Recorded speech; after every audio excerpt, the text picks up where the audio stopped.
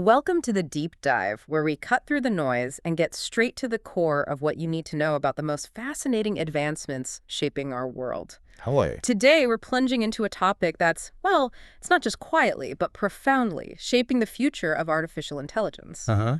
Specifically, the AI that lives right on your devices, far from the towering server racks of massive data centers. That's right.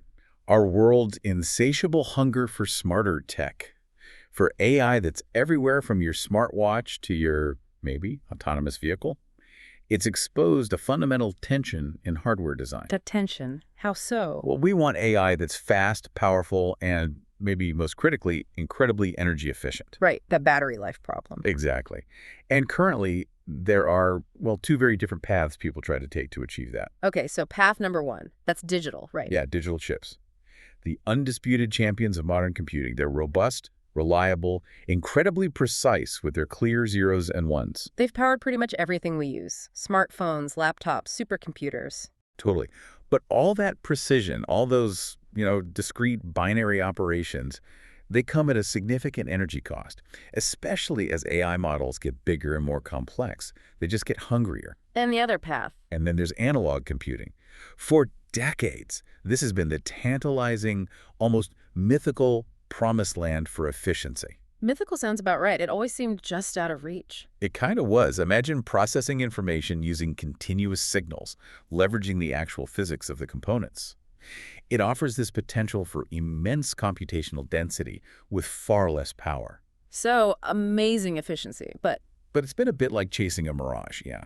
Struggling with practical challenges like maintaining precision, ensuring reliability, and crucially figuring out how to scale it for the complex tasks modern AI demands. It just wasn't, well, stable enough. So it's been this deep divide, right? A fundamental architectural bottleneck. Exactly. But this is where ARYABHAT enters the picture. Our deep dive today is all about this groundbreaking development from a team of researchers designed to bridge this exact gap. They describe it as a digital-like field-programmable analog computing array for edge AI. Which sounds complicated, but basically. Basically, it's a revolutionary new approach that tries to blend the best of both worlds. It aims to capture analog's incredible efficiency while adopting digital's strengths in reliability and programmability. And the implications here are potentially vast. Think about true on-device AI. Doesn't need constant cloud connection, better privacy, battery life maybe in weeks or months, not just hours. Exactly. So our mission today is to unpack ARYABHAT for you, layer by layer. We're going to understand what makes it so revolutionary, how it tackles those traditional analog limitations that held things back for so long. And what its existence truly means for the future of AI in your daily life. By the end of this deep dive, you'll have a shortcut to being well-informed on a cutting-edge topic that could fundamentally shape the next generation of smart technology you interact with. Sounds good. Let's dive in. Okay, so we've outlined the core problem, this deep divide between digital's dominance and analog's untapped potential. Let's start by really appreciating why digital became the champ. What are its core advantages? It is the gold standard for a reason. Oh, it absolutely is. The inherent strength of digital computing, it really lies in its robustness and reliability. And that comes directly from its binary nature. The zeros and ones. Exactly. Discrete states, clear zeros and ones. Think of it like a simple light switch. It's either definitively on-N or definitively RFF. There's very little ambiguity, right? This binary clarity gives it incredible noise immunity. Even if there are slight electrical fluctuations or, interference in the environment, the system can easily tell the difference between an on signal and an off signal. Makes it super resilient. That distinction is key. Unlike, say, a dimmer switch, where a tiny fluctuation could change your 50% brightness to, 49% or 51%, digital just asks, is it a 0 or a 1? That's it. Precisely. And this predictability, it extends to how digital systems handle data. They offer precise bit truncation and expansion. Meaning you can control the level of detail. Yeah, you can represent numbers with a specific number of bits. And if you need more or less precision, you just adjust that through well-defined digital operations. It's fundamental for consistent portable computing. And that portability is huge. Oh, yeah. Digital designs are predictable, easily portable across different manufacturing process nodes. So a design for, say, a 180 nanometer process can often be adapted fairly easily to a 90 nanometer process or even smaller. They really are the backbone of modern computing because they're so reliable and scalable. Okay, so reliability, precision, scalability, portability, those are undeniable strengths. But like you said, there's always a trade-off, right? Especially with AI. And it's a very significant cost, particularly for the demanding world of machine learning.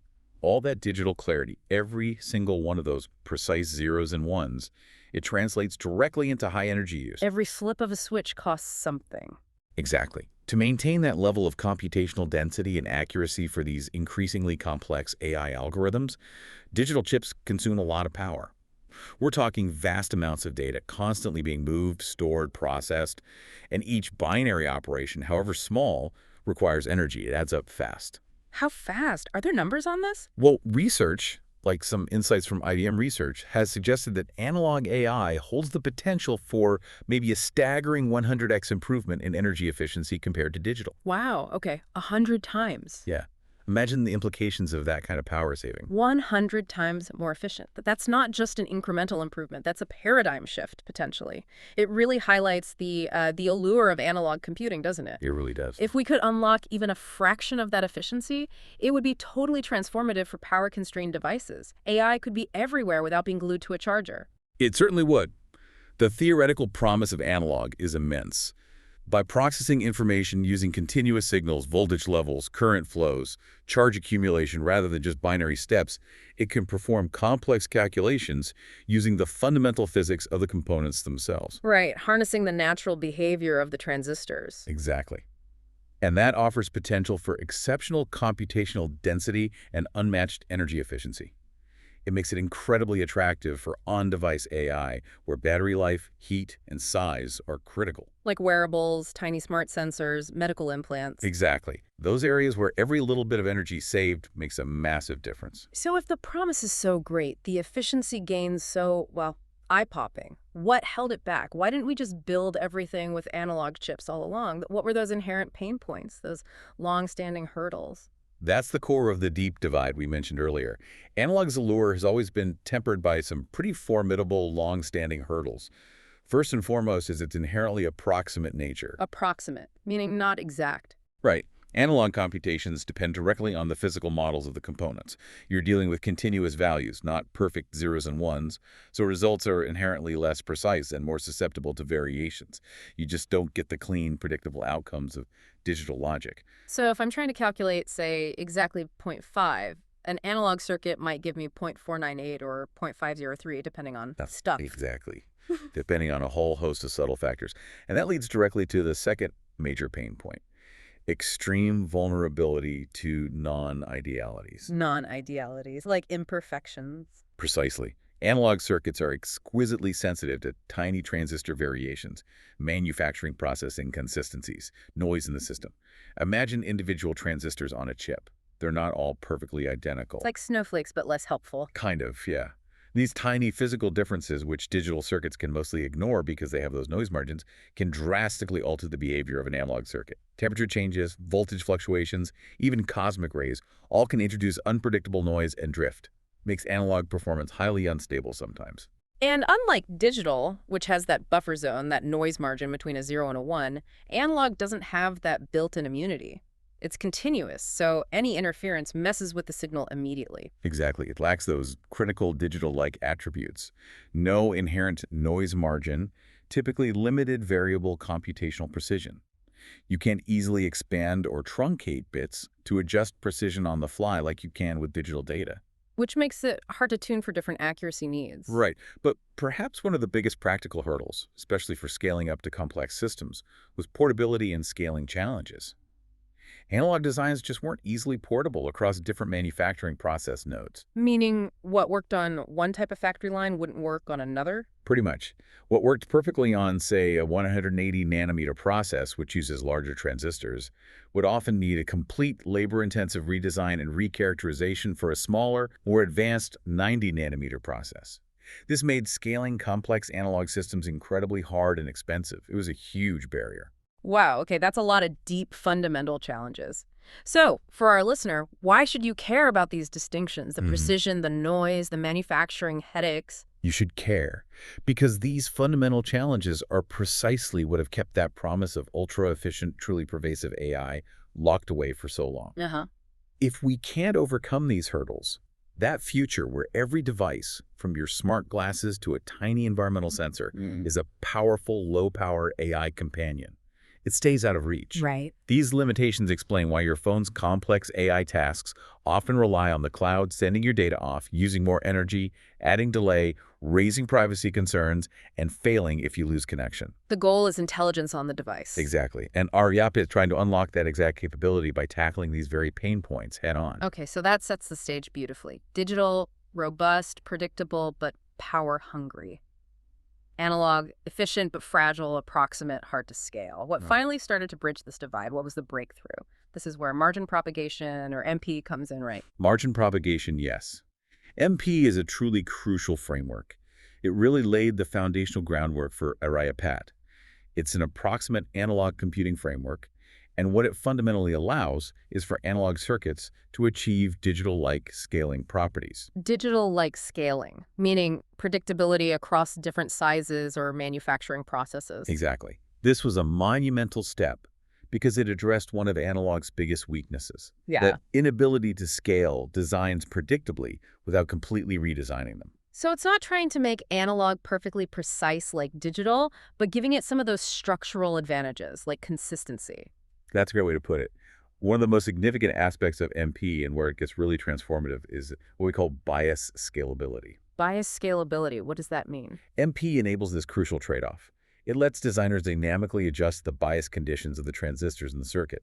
Think of it like having a sophisticated set of gears, or maybe that dimmer switch again, but for your chip's fundamental performance. Gears for the chip. Yeah, you can dial it up for a higher speed when you need to process data quickly, like in real-time video.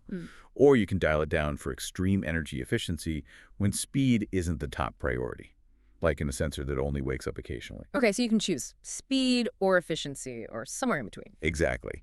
This dynamic control, this ability to find the optimal balance between speed and energy, was largely missing in traditional analog designs, which often operated at fixed points. So my smart doorbell just watching for people could sip power, but the same chip in a drone doing object recognition could wamp up. That's amazing flexibility. It truly is. This level of adaptability was very difficult before in analog. And beyond just the speed-energy trade-off, MP-based circuits are endowed with remarkable resilience.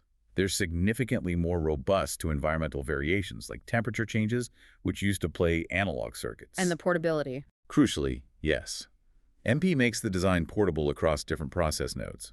This was that massive barrier previously. A design for one manufacturing tech often needed a complete, costly redesign for another.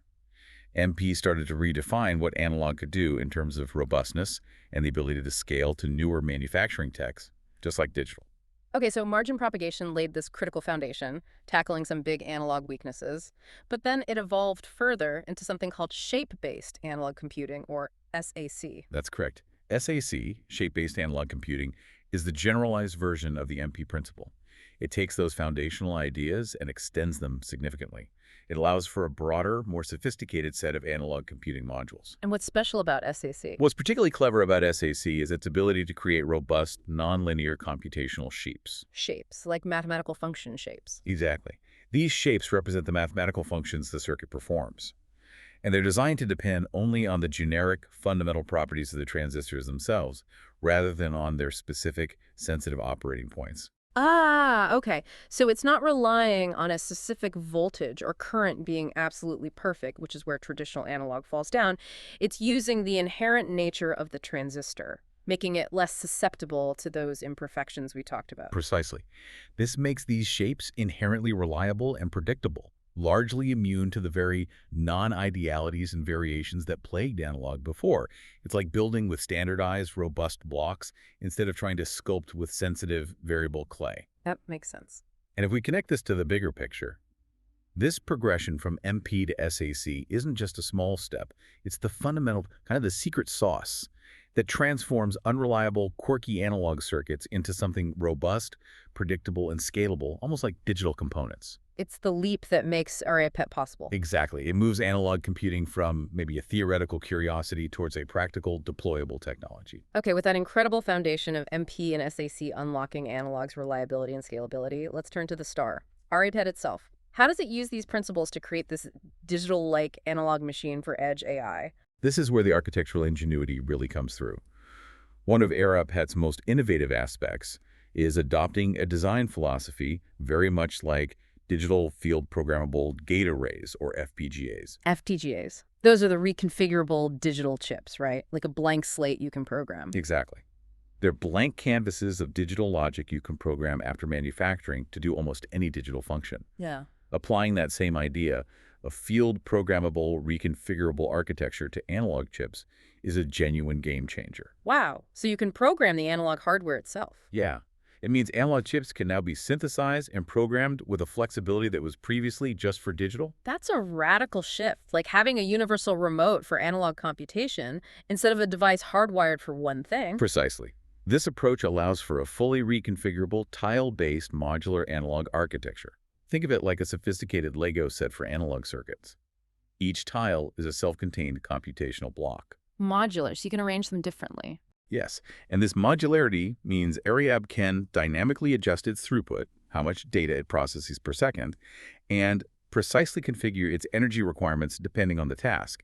That versatility makes it suitable for a really wide range of machine learning computations, from simple stuff on tiny sensors to more complex processing on slightly larger edge devices. Now, at the heart of almost any neural network are these multiply, accumulate, or MA operations. They're notoriously resource-intensive, right? Big energy hogs. They really are, often consuming the most energy in chip area. So how does ARYABHAT's core engine, these computational tiles and processing elements, tackle that fundamental challenge?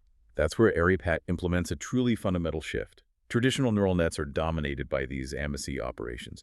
ARYABHAT cleverly gets around this by implementing all its core operations, multiplication, nonlinearity, accumulation, not as complex digital multiplications, but as much simpler, more energy-efficient analog operations. Simpler analog operations, like what? Like additions, subtractions, mirroring, which is basically negation and rectification, like a real U function. And it does this using those SAC-based analog standard cells we just discussed, the ones that are inherently robust and predictable. So it reimagines the basic math for analog efficiency. Exactly. It's a fundamental shift in how analog ML is approached. It's not trying to do exact digital multiplication, but approximating it efficiently through these simpler analog operations, leveraging the physics. Truly clever. And it does something with memory, too, near-memory computing. Yes, the architecture further boosts efficiency through near-memory computing. The processing elements, the PEs doing the math, and the memory elements storing the network's weights, they're designed to work really close together. Less distance for data to travel? Exactly. This significantly improves computational throughput by dramatically cutting down on data movement, the constant shuffling of data between processing and memory. That movement is a huge bottleneck in conventional computing, often called the von Neumann bottleneck, wasting tons of time and energy. It's like having all your cooking ingredients right on your cutting board, instead of running across a huge kitchen for each one. Less moving, more doing. Perfect analogy. Each computational tile in ARYABHAT has an array of these PEs, and crucially, they are modular, bias scalable, and process scalable, thanks to those underlying SAC principles. And how do they handle the data representation? Still zeros and ones somewhere. They're designed to store 8-bit binary data, yeah. But then that's converted into an analog current by a special component. It's called an SAC log compressive digital to analog converter, or DAC. SAC log compressive DAC. Okay, that's a mouthful.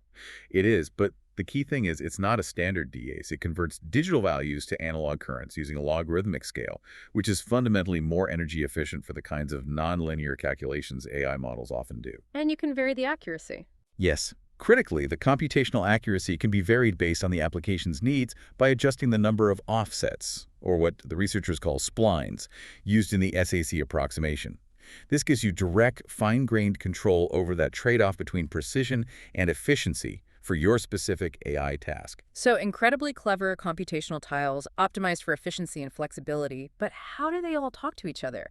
In a complex chip, the interconnect, how information flows, is critical. Absolutely critical, and often a major bottleneck in reconfigurable analog systems. So what's ARYABHAT's solution? ARYABHAT features a custom, high-speed, digitally programmable current-mode analog interconnect fabric.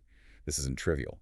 Previous attempts at this, field programmable analog arrays or FPAs, often suffered from extremely slow reconfiguration times, sometimes milliseconds. Milliseconds, that sounds fast to me. In chip time, milliseconds is an eternity, makes them impractical for dynamic AI workloads, and their energy use was usually fixed. ARYABHAT's fabric is designed specifically to beat those limits. So it's much faster and more flexible. Precisely. It enables dynamic reconfigurability. The connections between tiles can change on the fly within microseconds to suit different algorithms or stages of an algorithm, fundamental for adapting to varied AI tasks. And it saves power, too. Yes, it introduces a really smart feature for edge AI called gating. Gating, like opening and closing gates. Kind of. It means the chip can intelligently power off unused computational sections or interconnect paths when they're not needed. Saves significant energy. Imagine a city turning off streetlights on empty roads. Game changer for battery-powered devices. That makes a lot of sense. And the fabric also uses modified high-precision switches to minimize common analog errors, like channel charge injection, where charge leaks from the switch and voltage drops, ensuring the signal integrity you need for reliable analog computation. Okay, connecting things is one part. But neural networks also need activation functions, right? Those nonlinear steps that give them their power. How does ARYABHAT handle those in analog? Good question. ARYABHAT incorporates a dynamic activation engine. It can configure different types of bias-scalable nonlinearity on demand. So it's not stuck with just one type of activation. Nope, it supports a range of common ones crucial for neural networks. Hard re-LU, soft re-LU, soft plus, normalized soft re-LU. This means the chip isn't hardwired. It can adapt to precisely what the AI model needs, optimizing performance and energy. So if my model works better with Soft Plus, the chip just reconfigures to use that. That's amazing flexibility. Exactly. And the engine can also implement activation sparsity. Sparsity, meaning lots of zeros. Yeah. In many modern neural networks, a lot of the activated values, the outputs of these nonlinear functions, are actually zero or very close to it. Activation sparsity means the engine can dynamically pass only the non-zero values and intelligently shut down connections for the zero values. So it avoids doing work that doesn't matter. Exactly. Saves significant power and improves throughput. It's like the chip knowing when to ignore silence in a conversation, only processing the meaningful words. This further boosts ARYABHAT's energy efficiency. Okay, this sounds like an incredibly sophisticated piece of hardware. Flexible, efficient, but complex. How does a developer actually program something like this? How do you go from a standard ML model to running it on this unique analog chip? This brings us to the ARYABHAT ecosystem, right? Software and hardware working together. That's where the digital-like philosophy really extends beyond the hardware into the tools. The ecosystem features ARYAFlow. Think of it as the intelligent compiler that speaks analog. It's a compiler, like a software that turns code into machine instructions. Exactly. It's a custom mapper designed to translate complex machine learning algorithms, maybe written in TensorFlow or PyTorch, into the specific language and architecture that ARYABHAT's unique analog hardware understands.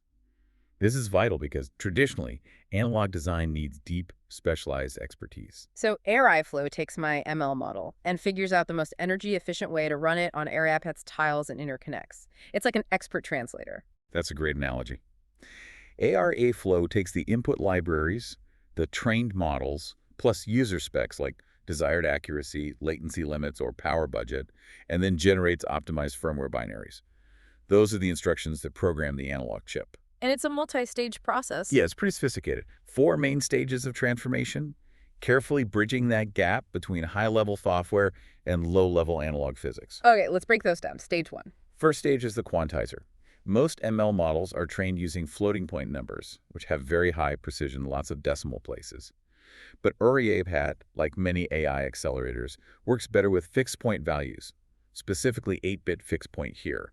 They're just more efficient for hardware. So converts the numbers? Right. The quantizer converts those high-precision floating point numbers into 8-bit fixed point values for the hardware. And here's a neat trick. It offers flexibility. Developers can choose to convert to 6-bit or even 4-bit representations. Why would you want less precision? Less precision generally means less data to handle, which directly translates to even higher energy efficiency. If your application can tolerate a slight managed dip in accuracy, you can save a lot more power. It's a direct knob for that power performance trade-off. Makes sense. trade accuracy for battery life sometimes. Okay, after quantization. Then comes data flow and mapping. This stage is all about maximizing parallelism and optimizing data reuse. Super critical for performance and efficiency in neural networks. How does that work on analog hardware? Is it different from digital? Analog accelerators face unique challenges here. Digital often uses established patterns like input stationary or wait stationary data flows. ARYABHAT's flexible architecture, though, is designed to mimic both of these crucial data flows. Can you quickly explain input stationary and wait stationary? Sure. Simple terms. You have input data and network weights. Input stationary means the input data stays put in a processing unit and the weights stream through it. Wait stationary is the opposite. Weights stay put, input data streams through. Different ways to organize the calculation flow. Exactly. They optimize how data moves and gets reused, minimizing those energy-hungry transfers. ARYFlow's mapper looks at your network, figures out the best data flow strategy for ARYABHAT's hardware, maps it onto the tiles, and can even split big networks across multiple tiles if needed, all while considering the interconnect limits. So it's like a highly skilled orchestra conductor arranging the score for ARYABHAT's specific, unique analog ensemble. Excellent analogy. And after that complex mapping, stage 3 is post-mapping optimization. Optimizing even further. Yeah.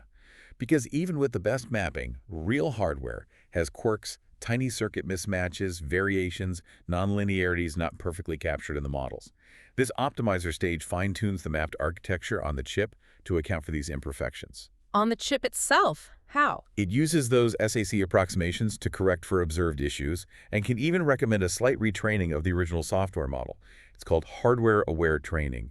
Basically adjusting the model slightly so it works perfectly on the actual physical hardware with all its real-world effects. It closes the loop between software and hardware. Wow, that's sophisticated.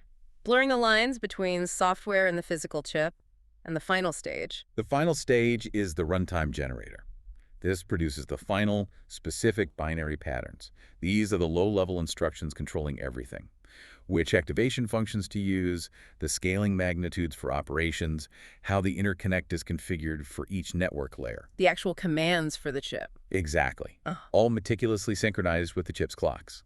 These binaries are then loaded onto the chip, telling it exactly how to run the computation. So this whole ARYFlow process, it sounds absolutely crucial for making ARYABHAT usable, right? For letting ML folks use it without being analog circuit wizards. It is completely, utterly crucial. ARYFlow is the essential bridge. It makes ARYABHAT genuinely user-friendly and practical. Developers can take their standard models, trained with standard tools, and deploy them onto this super-efficient analog chip without needing deep analog design expertise. They work at a higher level. ARYFlow handles the tricky translation. Without it, the chip's power would be mostly untapped by the wider community. Okay, so you've compiled your model with ARYFlow, loaded it onto the chip. How do you know it's actually working right? Testing analog chips is famously hard, isn't it? That's the notorious testing conundrum for analog, yeah. Testing large-scale analog chips is incredibly complex, time-consuming, and expensive. Way harder than digital. Why is it so much harder? Well, analog circuits are extremely noise-sensitive. They have vastly more potential test points because every voltage and current can be a slightly different value, not just 0 or 1. And traditionally, it required tons of manual effort, specialized expertise, and really expensive high-precision test gear, oscilloscopes, spectrum analyzers. It's historically been a massive bottleneck. A real headache. So how does the ARYABHAT ecosystem address this to ensure reliability? That's where ARYATest comes in. It's an elegant automated solution. It's an open-source automated framework built using Python and PyVisa, which is a package that lets software control scientific instruments. Okay, so it automates the testing. Yeah. ARYATest seamlessly connects readily available Python-compatible FPGAs, like a PYNQ-Z2 board, with the high-precision analog test equipment and the ARYAP chip itself. So instead of engineers manually poking the chip, you have an automated system running the test. That sounds like a huge improvement. It's absolutely a huge leap. ARYATest takes those optimized firmware binaries from ARYAFlow and facilitates automated functional verification. It generates both the digital control signals and the high-precision analog inputs needed to stimulate the ARYAP chip properly. And checks the output. Yeah, exactly. Captures and analyzes the chip's analog outputs to make sure it meets specs, operates within tolerance, and performs reliably for the intended ML applications. It drastically cuts the manual effort, cost, and time for testing, makes the whole cycle much more efficient and practical. This complete ecosystem, ARYAFlow for programming, ARYATest for verification, is what makes ARYABHAT a truly viable platform. This all sounds incredibly promising in theory, the robust core, intelligent software, automated testing. But how does ARYABHAT actually perform in the real world? Let's talk proof of concept, the physical chip, the measured numbers. Absolutely. This is where the rubber meets the Hmm. road. The ARYABHAT chip itself was prototyped and fabricated. They used a standard CMOS 180mm process technology that's a mature, widely available manufacturing process. Just so not some exotic, expensive process. Right. And when you look at the dye microphotograph, basically a picture of the tiny silicon chip, you can clearly see the layout. The 8 computational tiles, that clever analog interconnect fabric, the dynamic activation network, it's a real physical thing. And how did they test this physical chip? What was the setup? The measurement setup was pretty rigorous.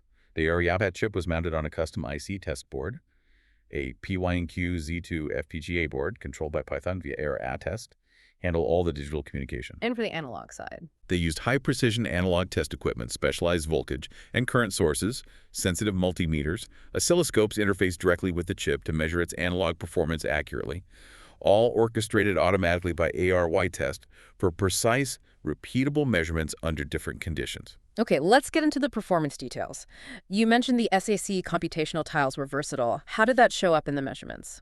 They showed remarkable versatility, yeah, thanks to that bias-scalable design. They could function seamlessly across 3 distinct operating regimes, weak, moderate, and strong inversion, without losing core functionality. Weak, moderate, strong inversion, like different gears. Exactly like different gears. Weak inversion is the economy gear. Most power efficient, great for ultra-low power sensing that only needs occasional calculation. Strong inversion is the performance gear. Highest operating frequency, fastest computation for demanding real-time stuff. And moderate inversion is often the balanced, everyday drive, the sweet spot for overall energy performance, balancing power and speed. So users can pick the right gear for the job. Precisely. This flexibility is crucial. Users can bias or gear the tile for optimal performance, optimal energy efficiency, or a balance.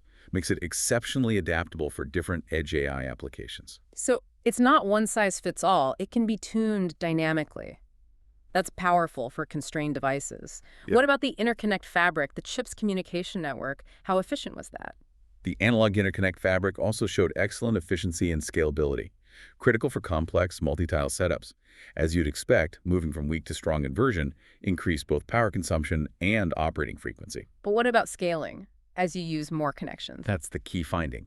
As the size of the interconnect matrix increased, more connections, more paths, the timing parameters like signal delay stayed relatively constant. Really? It Okay. didn't get slower as it got bigger. Not fundamentally, no. Power scales proportionally with sign, sure, but the timing consistency means larger, more complex networks don't inherently become slower just because they're bigger. Yeah. This lack of fundamental timing bottlenecks is huge for scaling up the architecture to support much larger neural networks later. That's significant. They avoided a common scaling trap. But ultimately, what can ARYABHAT do? What real-world ML algorithms did they test as proof of concept? They showcased a few compelling and diverse case studies. First, a nonlinear classifier. They used a simple multi-layer perceptron to do the classic XOR-M function. XOR, that's a basic test of nonlinear capability, right? Exactly. Something simple linear classifiers fail at. The results showed the chip worked robustly in all operating regimes, weak, moderate, strong, with reasonable accuracy. And as expected, power and speed increased from weak to strong inversion, confirming the bias scalability, shows its fundamental capability for basic decision-making. Okay, basic nonlinear decisions on chip efficiently. What else? Next, they implemented an SVM classification for edge AI. Support vector machines, SVMs, are powerful algorithms often good for resource-constrained edge devices because they can be quite efficient. How did ARYAP do with SVM? It successfully implemented a template SVM classifier, hitting the desired accuracy using just one computational tile across all operating regions. Again, highlights its suitability for power-sensitive, on-device AI, where you need robust classification without a huge footprint or cloud access. Think tiny sensors classifying audio events or simple gestures. Okay, simple classification, SVMs. But you mentioned something more complex, in-filter computation. A parallel FIR filter bank. That sounds like signal processing. It is. In this case study, really pushes the boundaries. Yeah. It shows the chip can do combined feature extraction and nonlinear SVM kernel operations using a sophisticated parallel finite impulse response, or FIR, filter bank. Feature extraction and classification together. Yes. This is a more complex, multi-stage task common in real-world applications, especially for audio or sensor data, where you need to process the signal before classifying it. Can you walk us through that process on ARYABHAT? Sure. Input signals, audio, sensor readings, whatever, first go through a low-pass filter to prevent aliasing. Then, the filter bank divides the signal into multiple octaves, each octave usually having 6 individual FER filters. Inside ARYABHAT, these filters do specialized bandpass filtering, isolating specific frequency ranges, followed by half-wave rectification, basically a hardware real U function for nonlinearity. And how accurate was this complex processing? They carefully compared simulated versus measured frequency responses. They noted some distortion in the measurements, which is expected due to the SAC approximation and quantization noise from that log D. But crucially, with a bit of digital post-processing which would normally happen on the device anyway, the measured center frequencies of the filters matched the simulations pretty accurately. So despite the analog approximations, the core function works reliably. Exactly. Critical validation and the energy savings. Ah, yes, the big promise of analog. How did it do there? Significant savings. By dynamically implementing just one octave of filters at a time, using only about 47% of the processing elements, 8 cores per octave, the system saves substantial energy. This intelligent resource allocation is key for battery life in edge devices doing continuous complex analysis like an always-on audio classifier. And the final classification accuracy. Using a standard audio dataset, ESC10, ARYABHAT performed very close to software models. They reported, for example, 83.3% accuracy, which is highly competitive. It shows this unique analog approach delivers practical, high-accuracy results for complex tasks while getting those efficiency benefits. So what does this all mean for the bigger picture? ARYABHAT seems to have really pulled off something impressive, taking the promise of analog and making it practical, programmable. Indeed. To recap, ARYABHAT is a monumental step. It's a reconfigurable, multi-tile analog chipset demonstrating scalability, reconfigurability, and offering that complete system stack software compiler, automated testing for ML, and edge computing. It shows analog computing evolving into a much more practical, robust, deployable solution for AI acceleration, moving it beyond the lab. It's that tangible bridge across the divide. But no groundbreaking tech is perfect first time out, right? Especially prototypes. What are the current limits? What can't ARYABHAT do yet? That's fair, and the researchers are upfront about it. The initial version has limits mainly tied to its on-chip memory size and the sheer scale of its reconfigurability right now. This restricts the size and complexity of neural networks it can run currently. For example? For instance, fully connected networks are limited to maybe 8 hidden layers with about 156 neurons each. For convolutional networks used in vision, it supports specific kernel sizes, like 2x2 kernels on 3x3 matrices, depending on how tiles are programmed and how many weights fit on chip. So it's great for many edge tasks, but not ready for the massive AI models in the cloud today, like large language models or really deep vision networks. Not yet, not in its prototype form. But here's the critical if scenario.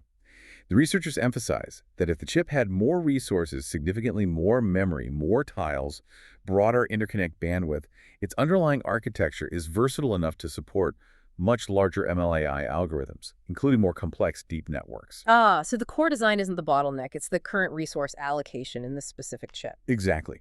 The architecture itself is sound and flexible. It's the physical implementation size in this prototype that sets the bounds. The potential is clearly there to be scaled up. That's a crucial distinction. The foundation is good, just needs expansion. So what's the vision for the future? How do they plan to tackle these limits and unlock ARYABHAT's full potential? The planned future work focuses squarely on scaling and enhancement. There's a clear roadmap to expand the on-chip resources, more tiles, more memory. They also plan to significantly boost the interconnect bandwidth for faster, more complex data flow between tiles, essential for bigger networks. And the software. Yes, upgrading the ARA flow mapper to support an even wider range of ML algorithms and network types. And crucially, they plan to implement cluster configurations. Cluster configurations, linking chips together. Exactly. Linking multiple ARYABHAT chips to work together, creating much larger computational capabilities suitable for really advanced AI models. That sounds like a comprehensive plan to really unleash this analog approach. Very exciting potential. It really is. We could be looking at a significant shift, redefining where and how AI can run effectively and sustainably. As we wrap up this deep dive, it's clear ARYABHAT isn't just another small step in chip design. It's a real testament to how innovative thinking can break through long-standing technical barriers that seemed almost impossible to overcome. It promises the best of both worlds. digital-like reliability and programmability, combined with that profound analog energy efficiency. It's about making AI not just smarter, but maybe profoundly more sustainable, more private, and truly accessible right where you need it on the device itself. So if ARYABHAT represents this digital-like future of analog AI, where tiny, power-sipping chips can run complex neural networks, how might this shift fundamentally impact the next generation of smart devices you interact with daily? Yeah, think about it. Imagine your wearables, home assistants, autonomous vehicles, maybe new kinds of environmental sensors, Yeah. becoming not just smarter, but profoundly more energy efficient, truly always on, responsive, without that constant cloud tether. What changes would you notice first? What new applications might suddenly become possible? Something to ponder. Definitely something to think about. That's all for this deep dive. Thank you for joining us. Thanks for listening. We'll see you next time on The Deep Dive.